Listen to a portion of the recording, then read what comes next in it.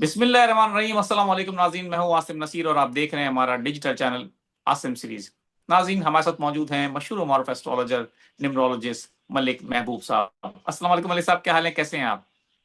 वालेकुम अस्सलाम। अल्लाह का शुक्र है। आप बताएं कैसे हैं आसिम भाई? क्या खबरें लेकर आए हैं? मैं मैं बिल्कुल ठीक हूँ। और मलिक साहब, खबरें बड़ी गरम गरम है, बहुत ही हैवी स्टेटमेंट दे दिया है सोहेल आफरीदी साहब ने, जिनके लिए आप कह चुके हैं ये खान साहब की परछाई लगते हैं आपको। जी। वो कहते हैं कि खान साहब का जेल से पैगाम मिल चुका है और अब हम सिर्फ कॉल का वेट कर रहे हैं, आज़ादी या मौत। और कफन लेकर वापस आएंगे, वो कह रहे हैं। इस तरह के बयान कुछ उन्होंने दिए, बहुत ही सख्त किस्म के। और कुछ लोगों का यही मानना है कि जी जलसे में इस तरह के बयान दिए जाते हैं लहू गरमाने के लिए। ऐसा कुछ शायद होगा नहीं, क्योंकि इससे पहले हमने देखा है कि अली बिन गंडापुर साहब भी इस तरह के बयान देते थे, लेकिन आपको उनके ऊपर तो कभी भी ट्रस्ट रहा ही नहीं है। आपने हमेशा उनके ऊपर क्वेश्चन मार्क लगाया है। लेकिन सर, आप सोहेल मेरे आफरीदी ऊपर साहब के सारी बारे में आप बंदूक कहते ना हैं। रखें ना सर। बंदूक मेरे ऊपर तो ना रखें नहीं, आप। लेकिन आपने जो पेशेंट को ही की थी ना, मैं अपने देखने वाले को ये बताना चाहता हूँ, क्योंकि कुछ लोग अक्सर इस तरह नीचे कहते हैं कि जी आप पेशेंट को बताएं कौन सी सच हुई है। तो आपने हमेशा कहा है कि उनसे आपको कोई उम्मीद रही नहीं है, और वो उम्मीद जी। पूरी भी नहीं हुई। हमने देखा कई दफा डी चौक पहुंचे लेकिन वापस आ गए, वो फरार हो गए, रास्ते में गायब हो गए, तो अपने कारकुनों को छोड़ के। तो लेकिन सोहेल आफरीदी साहब के लिए कहा जा रहा है कि वो शायद इस तरह के आदमी नहीं है। आपको मैंने पहले भी कहा था कि वो खान साहब अगर उनको कह दें कि तीसरी मंजिल से या पांचवी मंजिल से छलांग लगा दो, पूछेंगे भी नहीं। तो और आप का स्टेटमेंट भी है कि वो खान साहब की परछाई हैं। तो उन्होंने इस दफा जो बड़ा सख्त बयान दिया, आजादी या मौत, कफन लेकर जाएंगे, कफन में वापस आएंगे। तो आपको लगता है कि अब ये इस तरफ मामला जाते नजर आ रहे हैं, क्या कहेंगे आप? देखिए आसिम भाई, कफन लेके जाएंगे कफन लेके आएंगे, ये तो कुछ अजीब सी बात लग रही है। लेकिन हाँ, उन्होंने डेफिनेटली ये इंडिकेट किया है कि मामलात काफी आने वाले दिनों में मुश्किल दिख रहे हैं।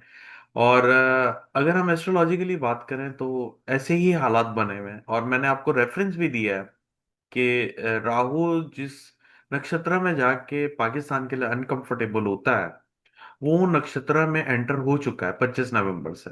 और ये अब अच्छा, ये बात बता दूं, ये बैकवर्ड एंटर होते हैं। राहु उल्टा चलता है, बाकी सारे प्लैनेट डायरेक्ट मोशन में चलते हैं, राहु केतु उल्टी डायरेक्शन में चलते हैं।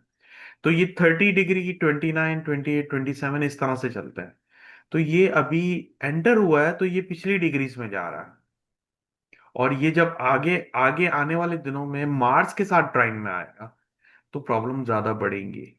अगर ये आज जो इन्होंने बात की है, मैं अगर गलत नहीं हूं तो गालिबन शायद ये कोई धरने पे ले जा रहे हैं अगर मुलाकात नहीं हुई तो अगर मुलाकात, जो मुझे एक साहब से पता चला है, मुझे नहीं पता ये बात है नहीं है, आप ज्यादा बेहतर जानते हैं, अगर ये धरने के लिए जा रहे हैं या ये वहीं पे बैठेंगे तो ये बात जरूर याद रखिएगा सर, ये बैठने का जो मेजर टाइम शुरू होगा वो 17 दिसंबर दोपहर सुबह 10 बजे के बाद बहुत ज्यादा क्रिटिकल टाइम शुरू होगा।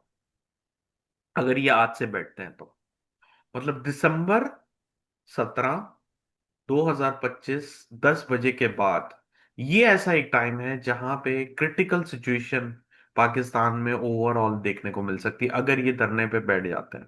और एक बात याद रखिएगा कि धरने पे बैठने का मतलब ये नहीं है कि वो आधा एक घंटा बैठे और फिर चल पड़े, नहीं। कम से कम धरने के अंदर अगर आपको रिजल्ट चाहिए तो 2.5 दिन या तकरीबन पौने 3 दिन आपको बैठना पड़ेगा। अब ये आपको एक और मैं रिसर्च बताता हूँ। आज से पिछले पूरे 2.5 साल के दरमियान, अली अमीन गंडापुर के दौर में, किसी के भी दौर में, जब जब ये लोग 2.5 दिन से पहले उठे हैं, इनका मिशन कामयाब नहीं हुआ। चाहे वो जलसा हो, धरना हो, चाहे जो भी हो, वो हमेशा उसको प्रोलॉन्ग करते हैं, लेकिन 2.5 पौने 3 दिन से पहले वो चीज खत्म हो जाती है। आपने ये चीज नोट की है? ये ये इसलिए ढाई का होती। कुछ जी, ढाई ये का कोई ढाई। चक्कर है? जी बिल्कुल चक्कर है। ये ढाई का चक्कर ये है कि मून की ट्रांजिट एक हाउस से 2.5 से पौने 3 दिन के बाद खत्म होती है। मतलब एक घर के अंदर मून 2.5 से पौने 3 दिन तक रहता है। और जब तक मून वहां रहता है उसके अंदर फ्लक्चुएशन रहेगी। जैसे ही वो उस हाउस को एग्जिट कर देता है तो उसकी बुनियाद बन जाती है। इसलिए जब भी ये लोग निकलते हैं, मैं आपको एक ही बात बोलता हूँ, 2.5 3 दिन बहुत इंपॉर्टेंट है। वो 2.5-3 दिन इसलिए इंपॉर्टेंट है कि मून की ट्रांजिट उस वक्त तक कंप्लीट हो जाती है और पता चल जाता है कि वाकई इन तेलों में तेल है या फिर ये यूटर्न मारने आए हुए हैं। तो इसीलिए मैं बता रहा हूं कि अगर ये बैठते भी हैं तो इनका एक्चुअल टाइम स्टार्ट होगा क्रिटिकल 17 दिसंबर 10 बजे के बाद सुबह। उसके बाद एक्चुअली टेस्टिंग टाइम शुरू होगा कि उसके बाद से ये 2.5 दिन बैठ सकेंगे या नहीं बैठ सकेंगे, जो कि मुझे इस वक्त बड़ा चैलेंजिंग लग रहा है, स्पेशली सर्दियों को देखते हुए। बिल्कुल ठीक है मलिक साहब, लेकिन आप पहले भी कह चुके हैं कि तहरीक इंसाफ के हवाले से कि उनकी मुश्किलात जो है वो उन पे इतनी मुश्किलें इतनी पड़ी मुझ पे कि आसान हो गई। जी। तो अब आपको लगता है कि कुछ मामलात तहरीक इंसाफ के हक में भी जा सकते हैं? जी वो तो जाएंगे ना सर, वो तो आप बात ये समझें, ठीक है। मैं चैलेंजिंग इसका मतलब ये नहीं है कि वो नामुमकिन है।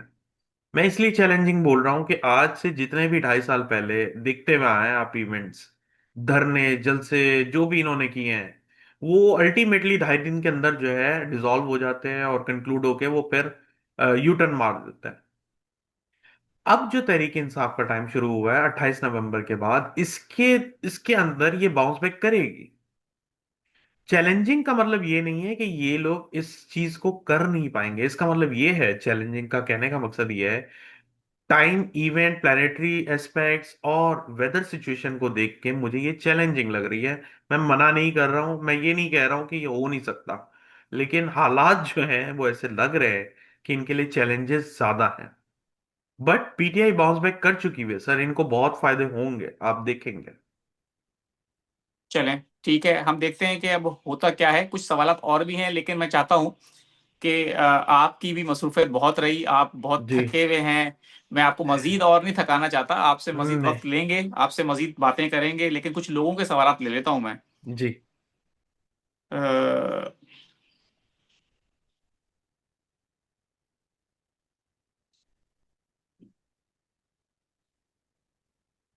डेट ऑफ बर्थ है 10/12/1999, मोहम्मद हसन खान।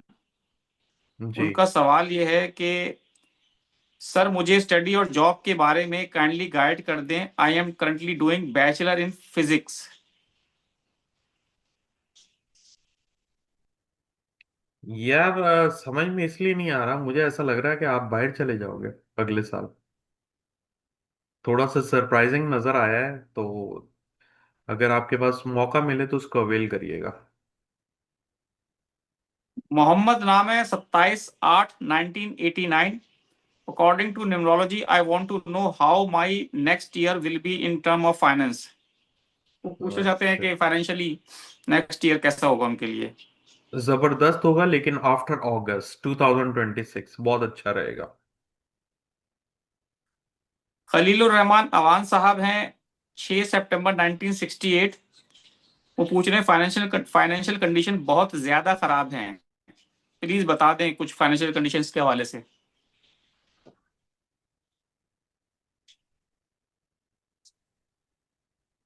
इम्प्रूव करेंगी अभी, स्लोली ग्रेजुअली, लेकिन आपको थोड़ा सा प्लान करना पड़ेगा। फाइनेंशियली स्टेबिलिटी आपकी अभी डिस्टर्ब रहेगी 2-4 साल।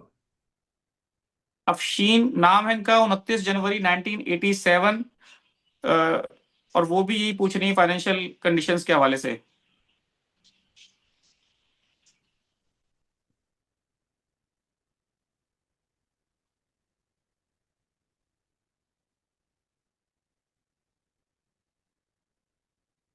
26 इज बेटर, लेकिन मसला ये है कि फाइनेंशियली आप देखिएगा कि आपके साथ कोई धोखा ना हो बस। मलिक साहब जो बातें करते हैं वो बड़ी जबरदस्त किस्म की करते हैं, इनको सुनने में बड़ा मजा आता है, इसलिए मैं चाहता हूं कि आप व्लॉग जो है थोड़ा लंबा किया करें मलिक साहब। जी सर। तो मैं भी आपसे यही शिकायत करता हूँ, कभी कभी आप बहुत ही मतलब टू द पॉइंट बात करते हैं, थोड़ा डिटेल में और ज्यादा खोल के समझा दिया करें लोगों को। वो ठीक है कहते हैं सर। बड़ा मजा आता है, आप ये मजा थोड़ी चल। देर के लिए देते हैं, जी। थोड़ा ज्यादा आगे से। ठीक है सर, डन। मेहदी रजा नाम है, 17/8/1969।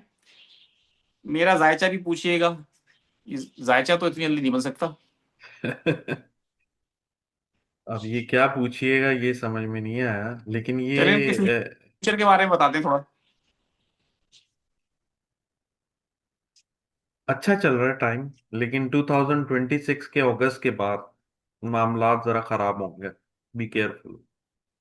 25 सितंबर 1996 रजा इदरीस बाहर सेटल हो सकूंगा।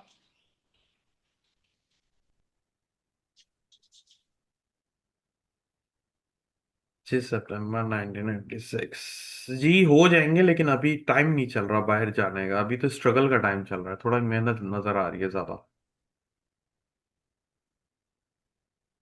अच्छा, हर बार सवाल करती हूँ मगर जवाब नहीं मिलता। मेरी बेटी की पैदाइश 24 दिसंबर 1999 है, 1999, 24 दिसंबर। ओके। बीए ऑनर्स इंग्लिश किया है। वो हम्म। हायर एजुकेशन के लिए जा सकती हैं और कहाँ? या वो सीएसएस कर सकती हैं? गुले जहरा नाम है बेटी का। सर ये कहाँ समझ में, मेरे ख्याल से ये बाहर का ही पूछ रहे हैं। जी डेफिनेटली बाहर के लिए पूछना चाह रही हैं, हायर एजुकेशन के लिए कहीं कोई ट्रैवल वगैरह नजर आ रहा है आपको? नंबर्स में नजर नहीं आ रहा जायचा, बाकी पता है कंफर्म।